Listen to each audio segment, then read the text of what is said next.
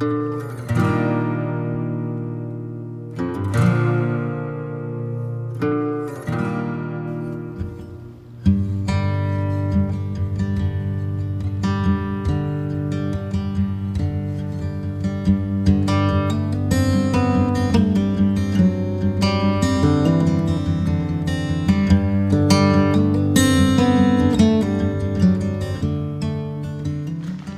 the river Take You Home was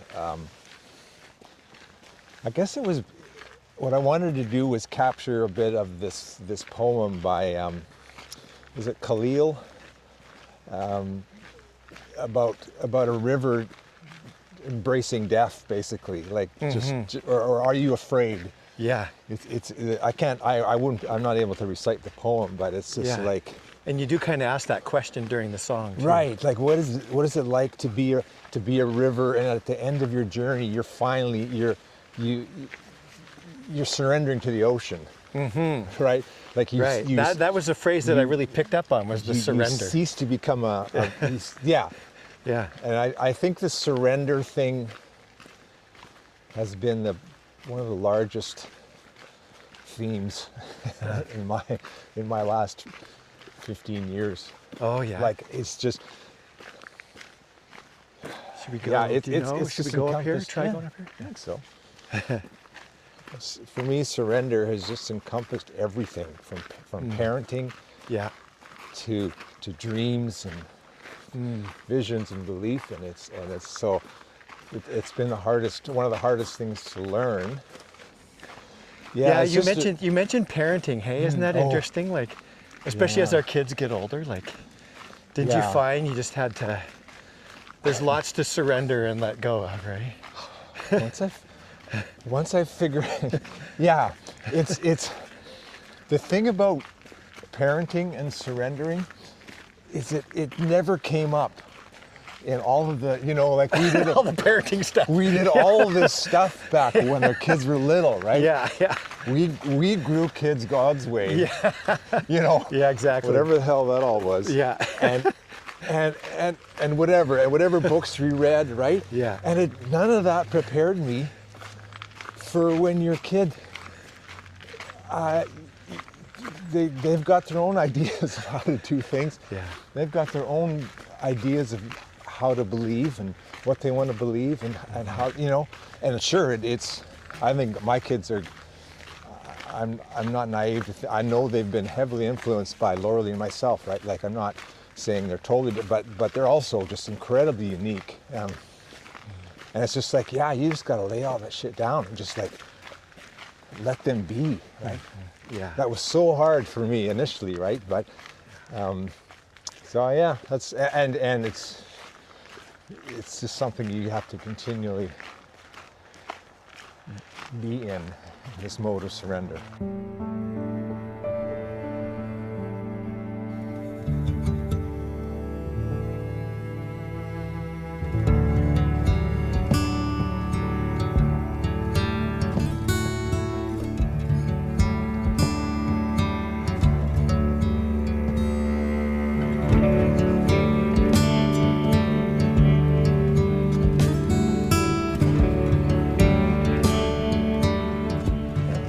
The Cathedral started just about almost 10 years ago now. So we had an overnight camping trip planned with some friends up in Lightning Lakes, Manning Park. So we got all the backpacks packed up and ready to go. Right. This was Friday that we're getting all packed up and ready. And Friday, I'm done work at about 2:30. I'm just at home in my studio, and I get a call from my sister-in-law, whatever. Hey, you should come down to the farm over here, where my dad works, whatever. You just come. So I'm, of course, whatever. You're like, ooh, this is feeling.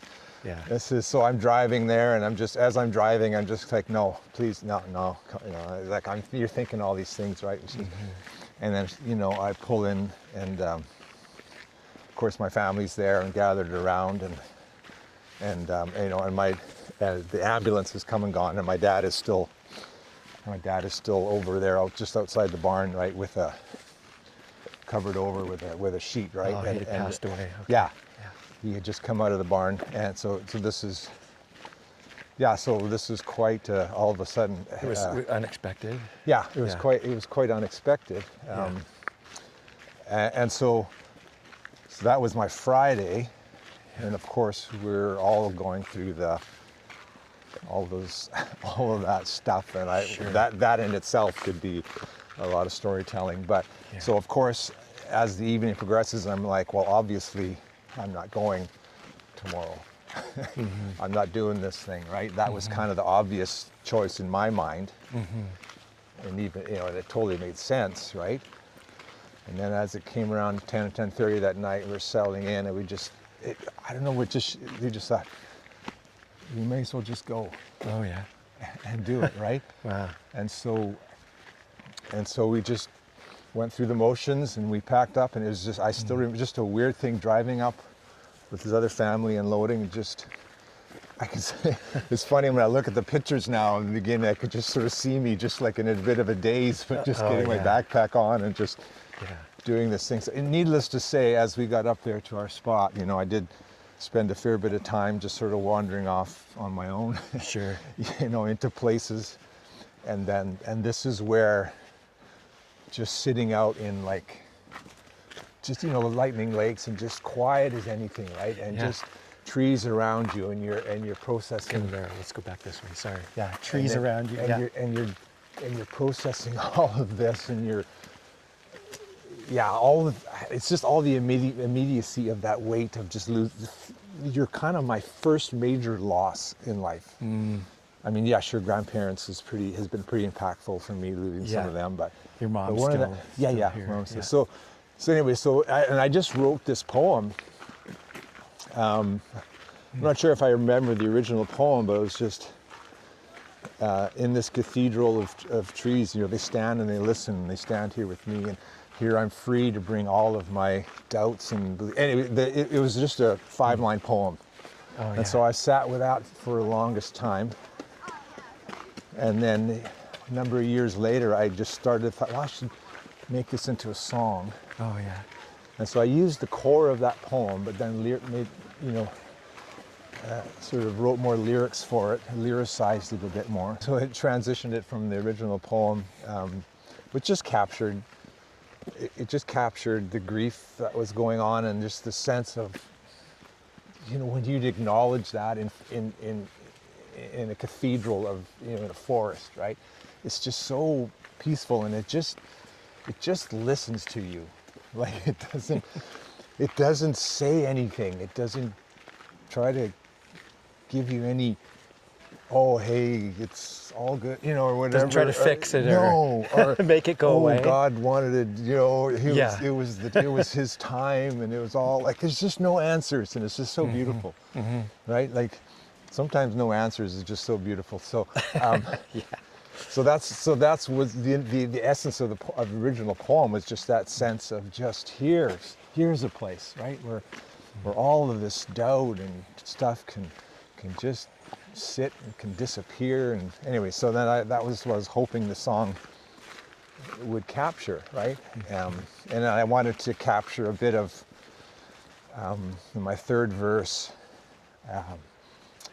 I say, you know, in this out here, you know, we're surrounded by beauty, and I'm surrounded by beauty and held in its care, and I say things like, I'm a child of this old sanctuary, and that line is probably inspired a little bit by Bruce Cockburn's Child of the Wind, right? Oh yeah.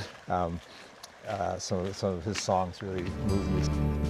And in this cathedral of tall pine and maple, my senses alive in this wonder we share.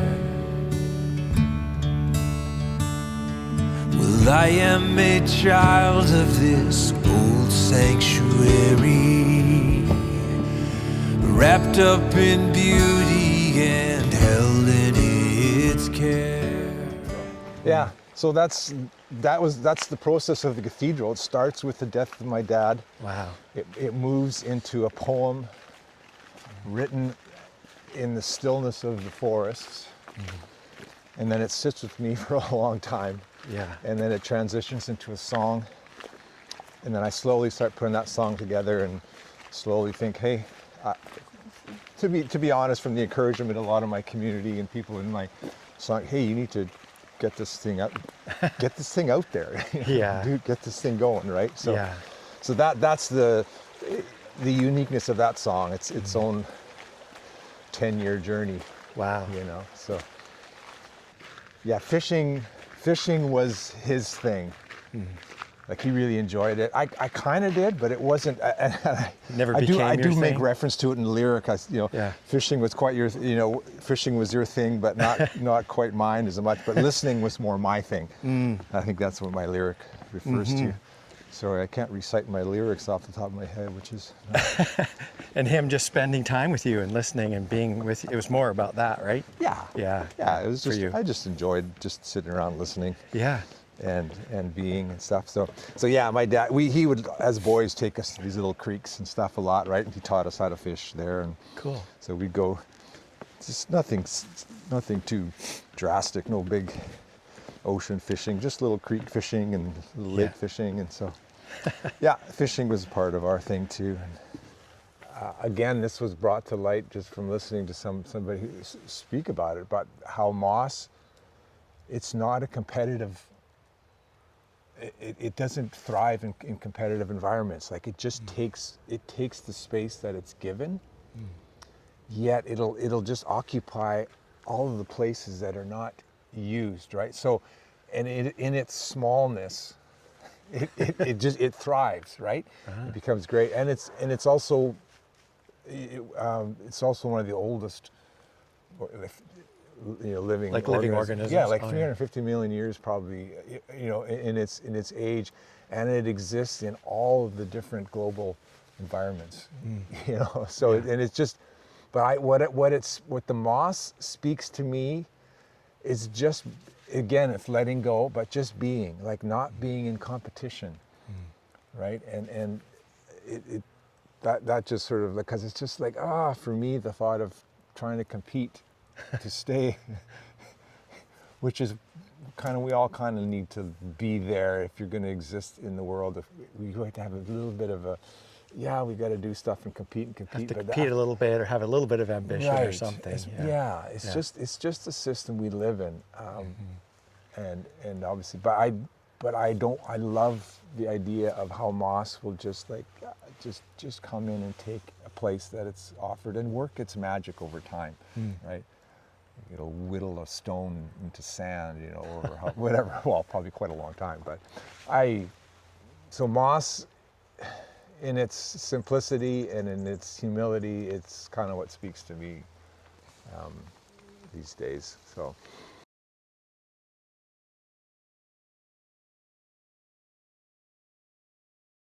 Just the fact that that there is something out there that exists by just taking the space that it's been that's given to it, yeah. And I thought I would like to be that. I would like to be another lesson from nature, some more wisdom. Right. Exactly. Yeah. You know what? I tried to come into this conversation like the trees. I thought maybe you were. Yeah. I thought, you come into something like this and you're going, we're having a conversation about stuff, and I've got a mic on me, and this, people might hear this, like, man, I better, so there's this thing, it's like, have I got anything smart to say? And so I just have to give that up, surrender it, let it go, and say, no. I probably don't, but there are things that move me and impact me, and I've appreciated those, that have gone on this path before us of letting go and surrender, and so showing us that, hey, it's all right.